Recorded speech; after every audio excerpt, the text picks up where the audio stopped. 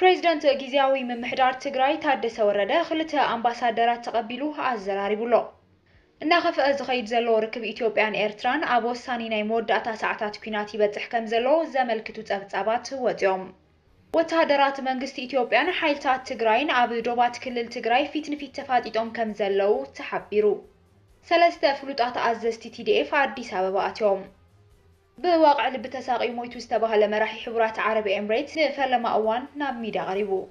بريزيدنت إسرائيل عب زمت سومون إثيوبيا كفتحو يوم تباهيلو زبلون كالوتا قدستي معوالتات حيزنا لنا سلام كميتلو زخبركم تخطاتلتنا ازي مقالح تيفيو عب استفلالي كورنات عالم كوينكم زيناتاتنا تكتاتلو زلخم كورات تخطاتلتنا نزي ساعات زبلنا يوم حدشتي معوالتاتن اواناوي زيناتاتنينا بغند غند نتبتات جميرنا يوزلنا ناب زرزروم كنسكركم كساب موداتا تخطاتلنا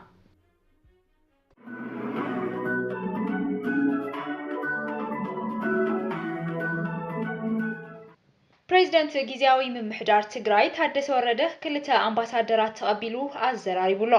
ትግራይ ኣብዚ ሕዚ እዋን ብኩሉ ኣንፈታት ሰፊሕ ወተሃደራዊ ምንቅስቓሳትን ከበባን ይካየደሎ ኣብ ዝበሃለሉ ዘሎ ሰዓት ክልተ ኣምባሳደራት ሃገራት ናብ ኢትዮጵያ ናብ ትግራይ ተጓዒዞም ኣለው እቶም ላዕለዎት ዲፕሎማት ናይ ፈረንሳይን እስራኤልን ከም ዝኾኑ እዮም ምንጭታት ሓበሬታ ገሊጾም ዘለው ኣብቲ ኣንጸላልዩ ዘሎ ደመና ኩናት ንምትራፍ ዝግበር ዘሎ ጻዕሪ ይጠናኸር ከም ዘሎ ዘመልክቱ ጸብጻባት ይወጹለው ኣብ ኢትዮጵያ ኣምባሳደራት ፈረንሳይ ከምኡውን ኣምባሳደር እስራኤልን ናብ ከተማ መቐለ ተጓዒዞም ኣብ እዋናዊ ምዕባለታትን ስጋታትን መሰረት ብምግባር ምስቲ ፕሬዝዳንት ተራኺቦም ተዘራሪቦም ተባሂሉ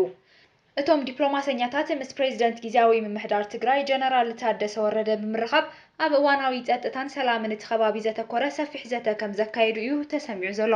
ብተወሳኺ ድማ እቶም ላዕለዎት ልኡኻት ክሳብ ዝቕጽል ዘሎ ዓርቢ ኣብ ትግራይ ብምጽናሕ ኣብ ዝተፈላለዩ ማእኸላት መዕቆቢ ተመዛበልቲ ዝርከቡ ወገናት በአካል ከይዶም ክዕዘቡ እዮም ተባሂሉሎ እቲ ዑደት እዚ ድማ ማሕበረሰብ ዓለም ኣብ ትግራይ እናኸፍአ ዝኸይድ ዘሎ ወጥሪ ዳግም ቆላሕታ ንክህቦም ወሳኒ ኣበርክቶ ክህልዎ እዩ ተስፋ ዝግበር ኣብ መንጎ ኢትዮጵያን ኤርትራን ተፈጢሩ ዘሎ ወጥሪ ናብ መወዳእታ ሰዓታት ዝግጅት የምርሕ ከም ዘሎ ዘመልክት ጸብጻብ ወፂሎ ኣብዚ ሞት እዚ ድማ ሓይልታት ስለያ ሻዕብያ ኣብ ትግራይ ተቆጻጺሮም ሓደገኛ ምንቅስቓሳት ይገብሩ ከም ዘለው እዩ ተሰሚዑ ዘሎ እዚ ክልቲኣዊ ዝምድና ንነዊሕ እዋን እናንቆልቆለ ዝመጸ ከም ዝኾነ ዝፍለጥ ኮይኑ ኣብ ዝሓለፉ ሰሙናት ግን እቲ ወጥሪ ናብ ወተሃደራዊ ምርጻን ከምርሕ ከም ዝኽእል እዮም ተዓዘብቲ ዘጠንቅቑ ዘለው ነዚ ሕዚ ዘለው ቅልውላው ዘበግሶ ድማ እቲ ንኣዋርሕ ዝጸንሐ ናይ ፖለቲካ ማሕለኻ ዝሰበረ ብሕወሓት ዝተወልዐ ናይ ቀረባ እዋን መጥቃዕቲ ከም ዝኾነ ተዓዘብቲ ይገልጹ ይብል ብሆርን ሪቪው ዝወጸ ጸብጻብ እዚ መሰረታዊ ምንቅስቓሳት ንዝተወሰነ ግዜ ከም እስራኤል ኣብ መንጎ ኣስመራን ኣዲስ ኣበባን ዘሎ ወጥሪ ህወሓት ምስ መንግስቲ ፌደራል ዘለው ምስሓባት ኣብ ኢትዮጵያ ምስ ዝንቀሳቐሱ ዕጡቓት ጉጅለ ህወሓት ፋኖን ሓዊሱ ዝተመስረተ ጽምዶ ኤርትራን ኢትዮጵያ ናብ ባሕሪ ንምብጻሕ ዘለዋ ዘይሕለል ድሌት ናይቲ ሕዚ ኣንጸላልዩ ዘሎ ሓደጋ ኩናት ከም ዝኾነ እዮም ዝገልጹ እቲ ዝሓለፈ ወርሒ ዝተኻየደ መጥቃዕቲ ሓይልታት ትግራይን ሰራዊት ምክልኻል ኢትዮጵያን ድማ ንድሕሪት ነቲ ኩነታት መሊስዎ ይብል ወተሃደራት መንግስቲ ኢትዮጵያን ሓይልታት ትግራይን ኣብ ዶባት ትግራይ ፊት ንፊት ተፋጢጦም ከም ዘለው ኣጃንስ ፍራንስ ፕሬስ ጸብጺቡሎ بمسارة تكال زينا فرنسا AFP زوطو ጸብጻብ ወተሃደራት መንግስቲ ኢትዮጵያን ሓይልታት ትግራይን ኣብ ዶባት ትግራይ ተኣኪቦም እዮም ዘለው ኢሉ ጀርመናዊ ማዕኸን ዜና ዶቼ ቬለ በወገኑ ዘዘራረቦም ተንተንቲ ፖለቲካ ትግራይ ከም ዝብልዎ ኣብ ትግራይ ዘሎ ወጥሪ እናኸፈአ እዩ መጽኡ ይብሉ ዶቼ ቬለ ዘዘራረቦም ተንተንቲ ፖለቲካ ትግራይ ከም ዝብልዎ ድማ ኣብ ትግራይ ዘሎ ወጥሪ እናኸፈአ እዩ ዝመጽእ ዘሎ ኣብ ዶባት ትግራይ ወተሃደራዊ ምንቅስቓሳት እናዓበየ ኸይድ ከም ዘሎን ህዝቢ ሰላሙ ንክሕሊ ኣድላይ ጸቕጢ ክገብር ከም ዝግባእን ገሊጾም ወተሃደራዊ ምንቅስቓሳት ኣብ ዶባት ትግራይ ኣመልኪቱ ምዕራባውያን ዲፕሎማት ብምጥቃስ ማዕኸን ዜና AFP ኣብ ዘውጽኦ ጸብጻብ እውን ወተሃደራት መንግስቲ ኢትዮጵያን ሓይልታት ትግራይን ኣብ ዶባት እዮም ተኣኻኺቦም ዘለው ኢሎም እዚ ናይ ክልቲኦም ወተሃደራት ምትእኽኻብ ኣብ ከባቢ ዶባት ድማ ማዕዶን ማዕዶ ብምስፋር ኣብቲ ዞባ ዳግማይ ኩናት ከይውላዕ ከቢድ ስጋት ሕዲሩ ከም ዘሎ ገሊጾም ሽሙ ክግለጽ ዘይደለየ ሓደ ዲፕሎማቲክ ምንጪ ምዕራባዊ ሃገር ንAFP ከም ዝገለጾ ሰራዊት መንግስቲ ኢትዮጵያ ናብ ዶባት ትግራይ ብምጽግዖም ሓይልታት ትግራይ እውን ናብ ዶባት ትግራይ ይጽግዑ ከም ዘለው ኣመልኪቶም ኣብ ትግራይ ሰብ ሞያ ሕግን ተንታኒ ፖለቲካን ዝኾነ ኣይተ ሙስጠፋ ዓብዱን ዶቼ ቬለ ኣብ ዝሃቦ ቃል ኣብ ትግራይ ዘሎ ኩነታት ኣሰካፊ ምዃኑ ገሊጹ ኩነታቱ ኣዝዩ ዘፍርሕ እዩ ሰራዊት ምክልኻል ፌደራል ኣብ ኩሎም ዶባት ተኣኪቡ እዩ ዘሎ ስለዚ ኩናት ዘይተርፍ እዩ ዘምስሉ ነገራት እዮም ዘለው ኢሉ መሰረት ስምምዕነት ፕሪቶሪያ መንግስቲ ፌደራል ዶብ ናይ ምሕላው ሓላፍነት ኣለዎ ይኹን እምበር መንግስቲ ፌደራል ክገብሮም ዝግብኡ ነገራት ኣለዎ እዮም ኣቐዲሙ እዚ ኩነታት ዘርኤና ድማ ንኩናት ኩናት መበገሲ ዝኾን ምኽንያታት ናይ ምድላይ ኩነታት እዩ ክብል እዩ ወሲኹ ኣመልኪቱ ዘሎ። ሰለስተ ፍሉጣት ኣዘዝቲ TDF አዲስ አበባ ኣትዮም። ጀነራል ጉዕሽ ገብረ፣ ጀነራል ከበደ ፍቃዱ፣ ኮሎኔል ንጉስ ወልደ ገብርኤል ወለጋን አዲስ አበባ ምእታዎም ተፈሊጡ ኣሎ። እቲ ኣዛዚ TDF ኣርማ 15 ዝነበረ ጀነራል ጉዕሽ ገብረ ኣብ ፈለማ ናይቲ ዝሓለፈ ወርሒ ብሓይልታት ጸጥታ ተታሒዙ ኣብ ቀይዲ ኣትዩ ከም ዝነበረ ዝፍለጥ እዩ።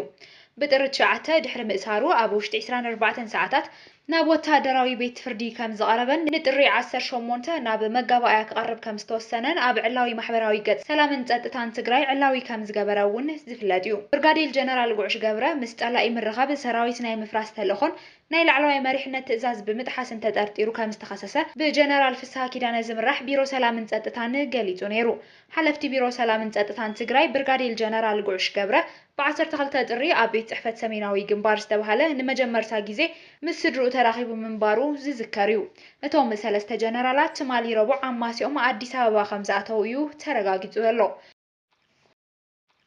ሞይቱ ወቕዒ ልቢ ኣጋጢምዎ ኣብ ሆስፒታል ተዓቂቡ ተባሂሉ ዝውረየሉ ዝነበረ ፕሬዚደንት ሕቡራት ዓረብ ኤምሬት ሎሚ ዳግማይ ተራእዩ ኣሎ። ፕሬዚደንት ሕቡራት ኤምሬት ዓረብ ሼክ መሐመድ ቢን ዛይድ አል ናህያን ዝሓለፈ ረቡዕ ኣብ አቡዳቢ ምስ ኣሜሪካዊ ሴኔተር ሊንድሴ ግርሃም ከም ዝተራኸቡ እቲ ሴኔተር ኣብ ኤክስ ገጹ ጽሒፉ ኣሎ።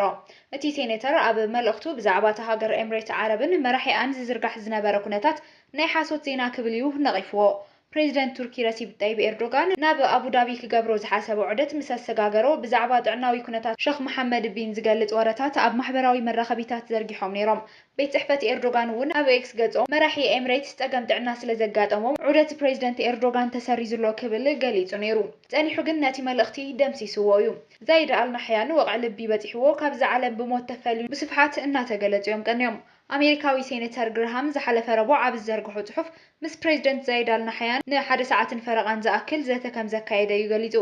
ብዛዕባ ኤምሬት ዓረብን ፕሬዚደንት ሼክ መሐመድ ቢን ዛይድ አል ናህያን ናይ ሓሶት ሓበሬታ ዝዝርግሑ ሰባት ዓያሹ እዮም ክብል ነጺግዎ። ፍሉጣት ተጠቀምቲ ማሕበራዊ መራኸቢታት ዓረብ ንኤምሬት ዓረብ ኣብ ዞባዊ ዘይምርግጋእ ኣበርክቶ ኣለዋ ብምባል ነቐፌትኦም እናወሰኹ ዝመጹ ዘለዉ ኮይኑ እቲ ርእቶታት ድማ መብዛሕትኡ ግዜ ንፕሬዚደንት ሼክ መሐመድ ቢን ዛይድ ዒላማ ዝገበረ እዩ።